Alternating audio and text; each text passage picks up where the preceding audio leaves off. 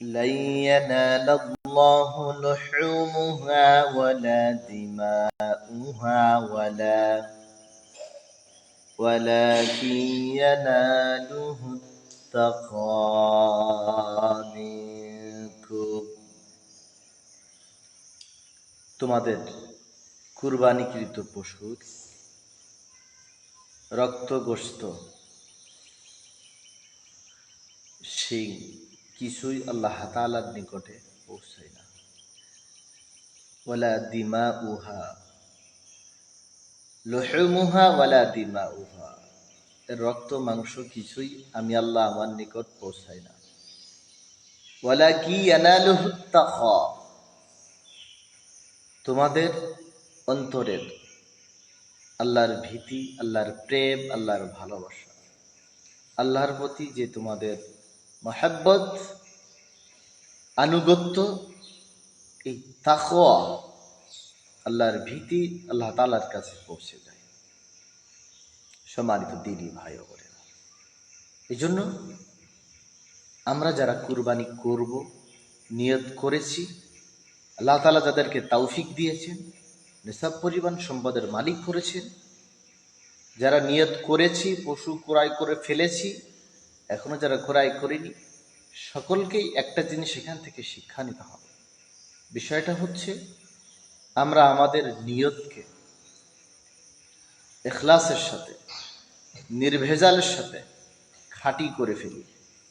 কারণ কুরবানি কবুল হওয়ার শর্ত শুধু কুরবানি নয়, প্রত্যেকটা ইবাদত, আমাদের ইবাদত কবুল হওয়ার শর্ত হচ্ছে ইখলাস পূর্ণ হওয়া, ইখলাস বিহীন নয়,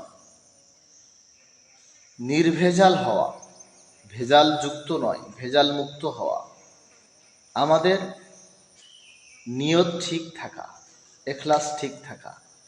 ইখলাস ঠিক না থাকলে আপনার আমার কোনো ইবাদতই আল্লাহ তাআলার দরবারে কবুল হবে না। এই জন্য আমরা যারা কুরবানি করার নিয়ত করেছি, এটা একমাত্র উৎসর্গ হবে আল্লাহ তাআলার জন্য। কুরবানিটা হবে একমাত্র আল্লাহ তাআলার জন্য, আল্লাহর জন্যই, অমুকের পক্ষ থেকে আল্লাহর জন্য এটা কুরবানি করা হলো। এই জন্য অনেকেই ভুল করে যে এটা আমার নামেই কুরবানি হচ্ছে, কিন্তু কুরবানি হবে একমাত্র আল্লাহ তাআলার নামে, কিন্তু আল্লাহ তাআলার বান্দার পক্ষ থেকে। এই জন্য আমরা আমাদের নিয়তকে ইবাদতের পূর্বে, প্রত্যেকটা ইবাদতের পূর্বে আমরা আমাদের নিয়তকে খাঁটি করি, ইখলাসের সাথে আমরা ইবাদত করি।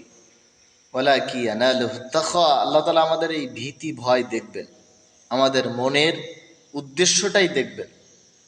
সমাজে মানুষ খারাপ বলবে, আত্মীয় স্বজন খারাপ বলবে, আমরা ক্ষমতাধর ব্যক্তি, সমাজের উচ্চ পর্যায়ের ব্যক্তি, সমাজের সম্পদশালী ব্যক্তি, যদি আমরা কুরবানি না করি মানুষে খারাপ বলবে, সমাজে সমালোচনা হবে, এই ধরনের আকাঙ্ক্ষা অনুভূতি নিয়ে যদি আমরা কুরবানি করি, এই কুরবানি আল্লাহ তাআলার দরবারে পৌঁছবে না।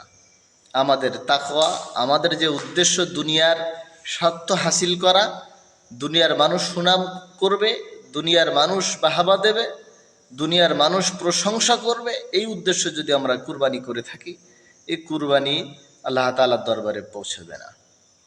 আর যদি ইখলাসপূর্ণ হয়, ইখলাসের সাথে হয়, তাহলে আপনি আমি নিয়ত করার পরে পশু ক্রয় করার পরে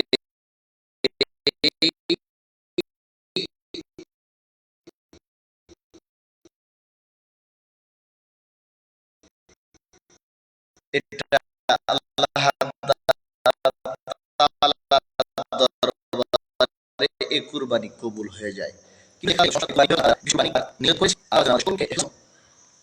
নিষ্ঠাপূর্ণ, নির্ভেজালের সাথে, ভেজাল মুক্ত নিয়তে, খাঁটি অন্তরে, খাঁটি দিলে আল্লাহ তাআলার রাহে পশু কুরবানি করা, এবং সাথে সাথে শুধু পশু নয়, আমাদের যে পশুত্ব আত্মা, পশুত্ব যে আচরণ, পশুত্ব যে স্বভাব আছে, পশুর সাথে এটাকেও যেন আমরা কুরবানি তথা উৎসর্গ করতে পারি। সমস্ত অন্যায়, অশ্লীল, জুলুম, নির্যাতন, বেহাপনা যে পশুত্ব যে আচরণ, হিংস্রতা যে আমাদের ভিতরে আছে, এই স্বভাবটাকেও যেন আমরা কুরবানির পশুর সাথে অন্তর থেকে, দিল থেকে, মন থেকে কুরবানি করতে পারি। আল্লাহ তাআলা আমাদের সকলের অন্তরকে সহি, সঠিক, ভেজাল মুক্ত, এখলাসপূর্ণ নিয়তের সাথে আপনার